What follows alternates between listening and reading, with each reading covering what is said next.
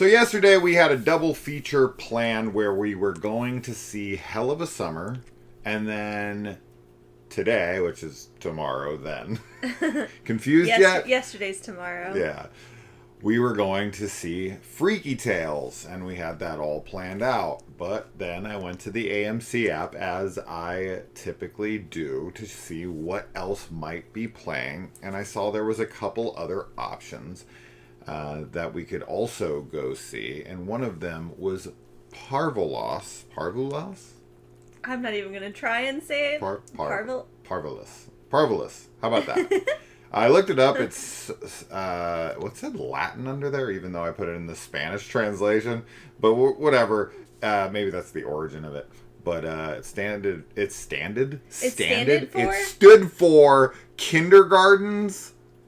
So I'm assuming that's like children. Okay. You know, whatever. Parvulos, Children of the Apocalypse was like the subtitle when we went to see the movie, but I can't find that title anywhere else. Like, it's just Parvulos on anyway, everything else. Moving on. So we saw that, and we were like, I was like, okay, I want to go see this. It could be really cool. We have to drive a little ways to go see it. We're going to have to put the other movies on hold. But we went, and let's talk about it. So this is about three brothers who are trying to survive the post-apocalyptic zombie world they find themselves in. They're living in a secluded home, and they have a terrifying secret locked in the basement. The children's ages range from, I'm going to say, like, the oldest brother's 15, 16, somewhere in that area, and the youngest brother, I think they say, is 7? They say his age in the movie, but I thought that's what it was. And then the middle brother is probably 10 to 12. Yeah.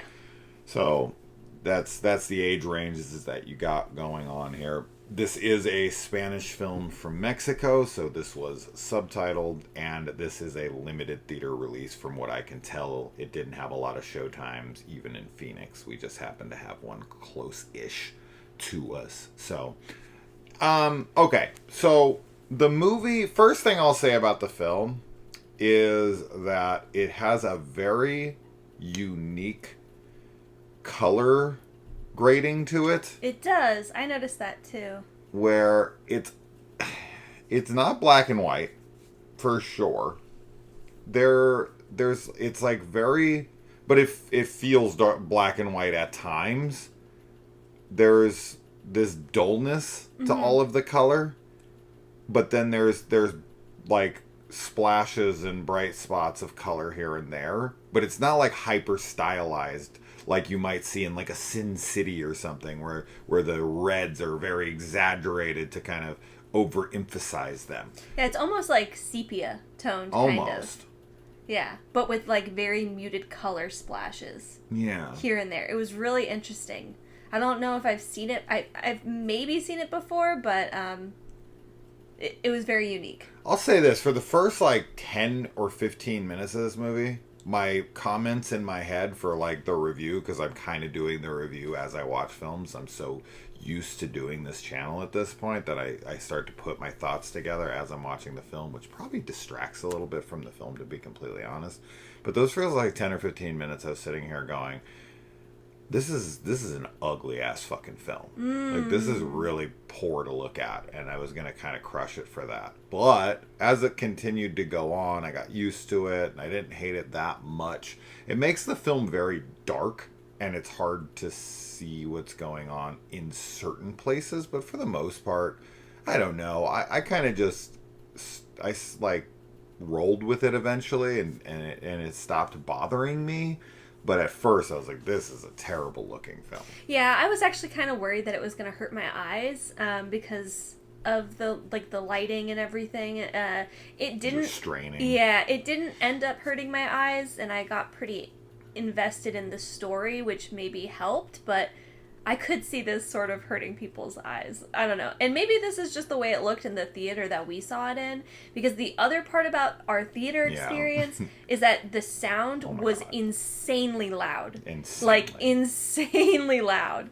And I don't think that is like intentional with the film where it's like, ridiculously loud for whatever reason. I think it was just our theater, but it was honestly almost unbearable in the beginning because there's like there's like some shrieking that's happening, and then there's like some music that's playing, and I was almost gonna turn to you and be like, I don't think we can, like, it's gonna hurt my ears, like, it was so loud, and it continued to be really loud throughout, but we kind of just, like, I stuck it out because the story was worth it, like, the movie was worth it to watch it, but that was just something noteworthy that happened when we were in our theater. Yeah. So for anyone who has,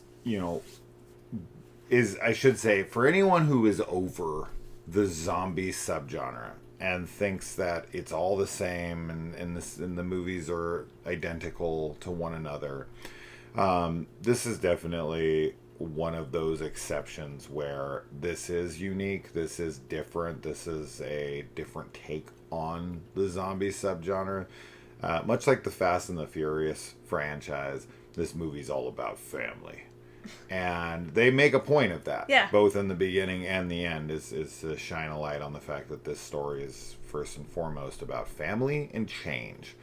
And, when it comes to zombie films, typically you have the zombies on the outside that are trying to get in, or you're out in the world and you're trying to navigate around the zombies. The zombies in this movie are never a threat like that. Because of the zombies and how it's so easy to figure out that the reveal of it happening is so obvious of what it is that it's hard to even consider it a spoiler to even discuss it. Because when you're into it 5 minutes, even though it's not revealed till 30 or 40 minutes into the movie what is going on, it's the most obvious thing of all time. So I can barely even call it a spoiler to talk about it, like in a spoiler-free discussion. But because of their connection to the I'm trying not to spoil things, but I don't know what else to say. There's something in the basement. They have a very close connection. You guys know what? Like, this is so fucking pointless. Their parents are zombies. They're in the fucking basement. It's super obvious. It's not a spoiler, I promise. And because of that, because of their love for their parents and trying to keep them alive, which is nothing new to the zombie subgenre, right? Every movie or TV show that deals with zombies, there's always the people. The Walking Dead does it in like tons of different episodes. When they get to Herschel's farm and he's got all of them locked out in the barn, the governor with his daughter. This is something that's done throughout zombies. But what's cool about this is that there is a hope that is there, because there's a lot of mention that there's a vaccine and a cure. So there really is incentive. They don't know if it's real or not, which I actually really liked, and is probably my favorite part of the film, is just like, at what lengths will you go to protect a loved one, no matter how fucked up they are, right? And kids trying to navigate this, because it really is mostly a survival film. We're not dealing with zombies outside of the house. Yes. Right? Right. Like, yeah. I don't, besides their parents. There's one other infected that we see. Oh, right. But like yeah, for the most part, it is like very much the survival of the kids and how they can take care of their parents. And, zombie movies are always some of my favorite. Like, I love the zombie subgenre. And I think that this film has things that every single zombie movie pretty much has. But it also does some stuff that is fairly unique and that you don't see often, if at all. Yeah. Especially in regards to, like, the ending, I feel. Is definitely something that I just don't see often in zombie movies, and I really like it. And then there's some other elements that is something, that we always talk about in terms of, like, the perspective of the zombies and, like, what's going on with the zombies and the people that are infected. How are they experiencing things? So I really liked that element of it. Is there anything still in there? I think that the dynamic between the brothers is really good. It's really believable and really strong and like very heartbreaking in a sense to have like, this older brother who's trying to take care of his younger kid, his younger kid brothers, but he's still a kid too. And so it's like, you got that just very tragic idea of kids trying to raise themselves without really knowing what they're doing, but they still end up doing a pretty good job, I think. And I also really like the way that the zombies look. I think that part of it has to do with the way that the film is color graded, but they have a really good look to them. It's nothing like insane, like, oh my god, groundbreaking zombies, but they look like solid and they're scary, There's a lot of like teeth gnashing and just creepy stuff going on with them that I really enjoyed. Yeah, they're very unique zombies. You'll get some uniqueness to them throughout the movie because they still kind of behave like humans, which is what kind of separates this from a lot of zombies. They're not just brain dead. They're not dead from what you can tell, right? This is more of an infection film because there's always that debate on what's in a zombie and what's an infected 28 days later versus Night of the Living Dead or something. Where someone's just infected with something that's taken over their brain and making them behave in a certain way versus like a reanimated corpse that is completely devoid of any human traits at all. This is much more the former. One thing definitely with this film that I was struggling with, but I eventually got on board with because I changed my perspective on it. There's a couple things. So number one, with our main character, he is probably, as I said, maybe 16, 17 years old.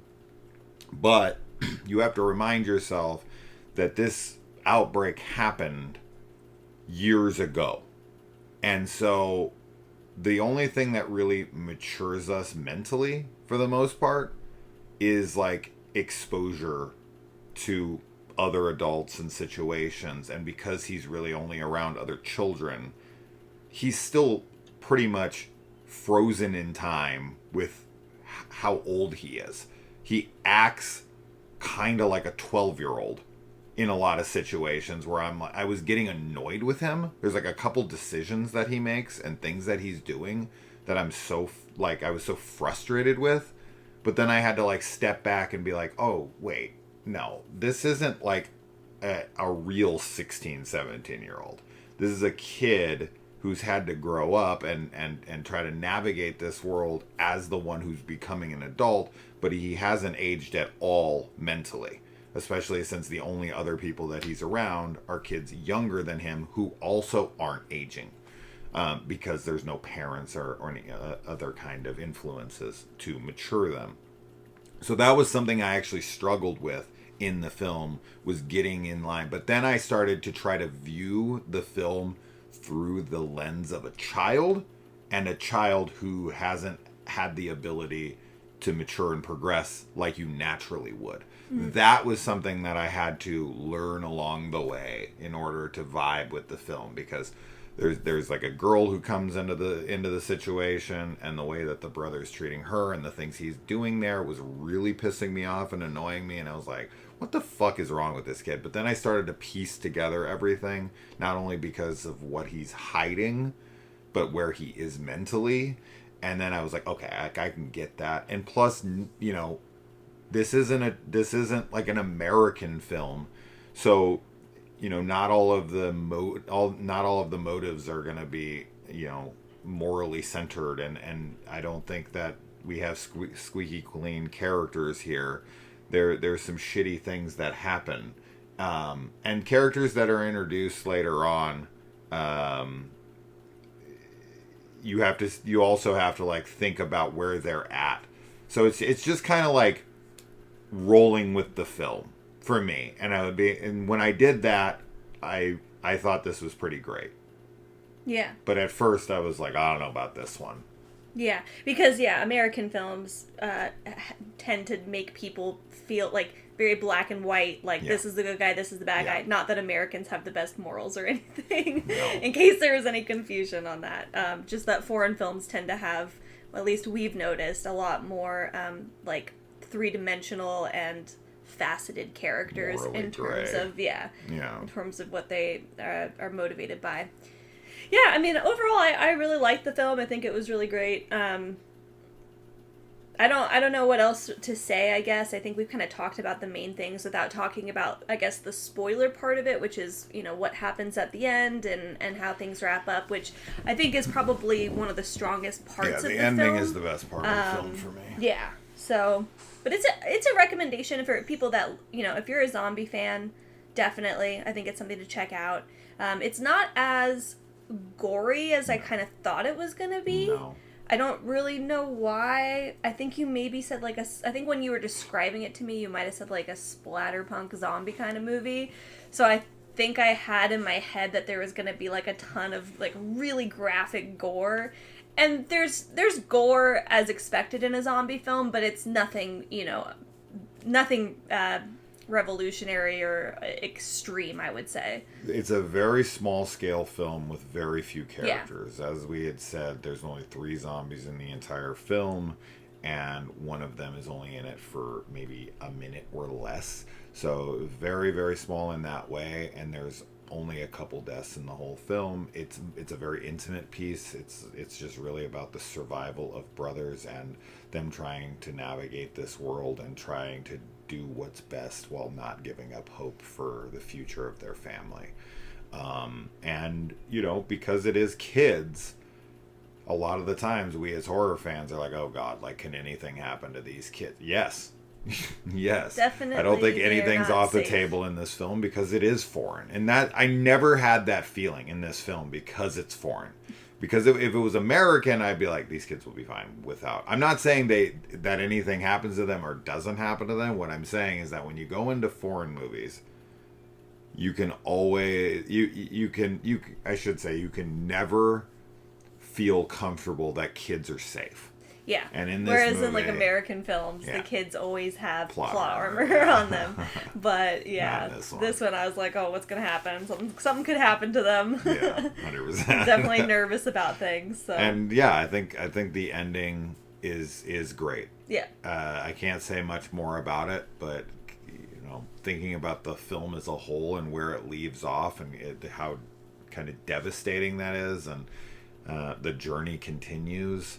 I thought that was a really cool way to end it, and pretty shocking, and like, okay, yeah, I'm on board with this one. So this is definitely one that if you can get out to support it and see it, definitely do so. But I have no doubt this will be on VOD in like a month or two. Every time that a foreign horror film has a limited release, it always plays at the same theater for us. Yeah, we always go to the same place. With it, and almost the same theater in that theater. Yeah, they always put them in the upstairs ones that are smaller and no one goes into. We had 3 people in ours. One guy got up and left halfway through, never came back. And then there was a guy and a girl behind us, and the guy got up and walked out of the theater like 4 different times and left for probably 5 minutes each time. Yeah. And I was just like, what the fuck?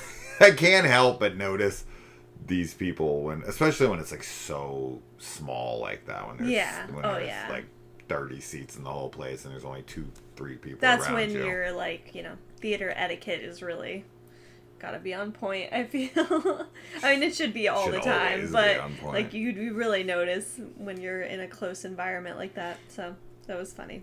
Nothing horrible or anything, just no, not a horrible experience, but you never miss what other people are doing in the theater when there's only a couple people around you. You're very hyper aware of whatever they're up to. And yeah, I don't know why this guy walked out of this one, but yeah, it wasn't like I said, it wasn't like extremely graphic, but maybe he was bored. Maybe it just wasn't the kind of movie he was expecting. I could see that, maybe thinking it was going to be like some kind of really intense violent, action, like, zombie film, and it's much more subdued and much more like, contained. So. Yeah.